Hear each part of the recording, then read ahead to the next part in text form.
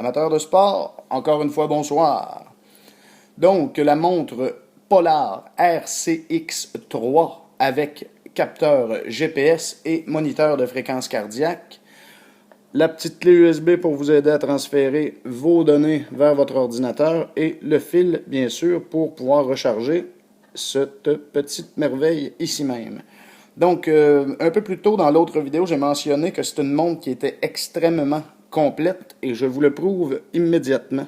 Donc, en appuyant 2 fois sur le bouton du bas à droite, le bouton Down, on arrive au menu. Et au menu, donc en appuyant sur le bouton rouge pour accéder à ces données, et là, vous avez les fichiers qui ont déjà été entrés, le résumé hebdomadaire, le cumulatif depuis que la montre est en fonction. On peut supprimer des fichiers, réinitialiser les résumés hebdomadaires, réinitialiser tous les cumulatifs et retour à la première case là, qui est les fichiers entrés. Donc, on va juste vérifier.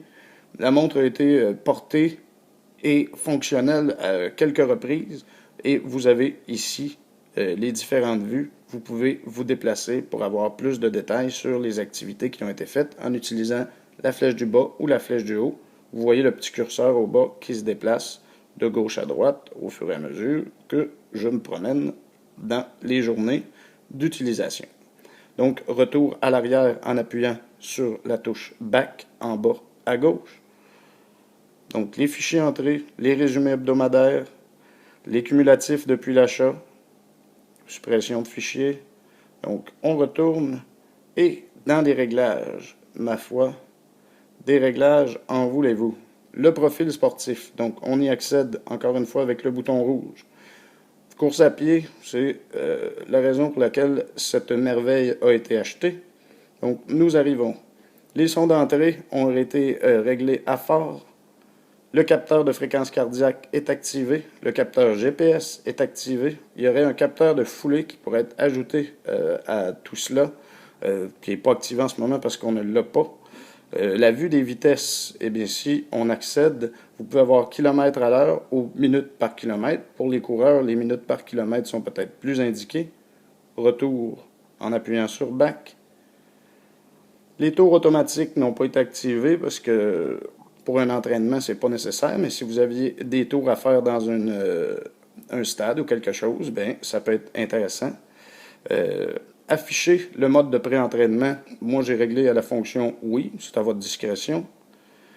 La numérotation des vues d'entraînement, encore une fois, là, ça, on va y revenir un petit peu plus tard. Puis, la vue d'entraînement sur 3 lignes, on aurait l'option de la mettre sur 2 lignes ou sur 3 lignes, mais bon, tant qu'avoir de l'information, mettons-en le plus possible. Donc, ben là, ça fait le tour ici de la course à pied. Si on retourne le cyclisme, on pourrait avoir pratiquement là, autant de questions qui vont être posées par rapport à ça. En retournant, si on veut vraiment avoir là, le maximum des possibilités qui nous sont offertes, ben, on peut lancer le Zone Optimizer qui va nous permettre, là, lui, d'avoir justement, des zones de fréquence. Donc, il nous avise les vues de fréquence cardiaque en battements par minute. Encore une fois, on aurait des options, soit le pourcentage de valeur maximale ou le nombre de battements par minute. Donc, on dit que si vous activez là, votre fréquence cardiaque à plus de 50%, vous faites du bien à votre corps. Donc, en allant à plus que ça, ben, vous brûlez en plus des calories et des graisses. Donc, le verrouillage de la zone de fréquence cardiaque n'est pas activé. Les zones Sport Zone, eh bien là, en fait, c'est qu'on a des limites de fréquence cardiaque qu'on ne voudrait pas atteindre là. Donc, la première limite étant de 85 à 101, 102 à 110, 119 à 135, 136 à 152, 153 à 170, Et puis, oui, là, effectivement, parce que dépasser 170 battements par minute, ça commence à être dangereux pour à peu près tout le monde. Donc, on peut, par la suite, si on en a choisi une, décider de restaurer les ondes par défaut. Ce que ça va faire, en fait, les ondes de sport, c'est que ça va vous aviser quand vous allez être rendu à un certain nombre de battements cardiaques pour éviter que vous fassiez plus de tort à votre santé que de l'aider.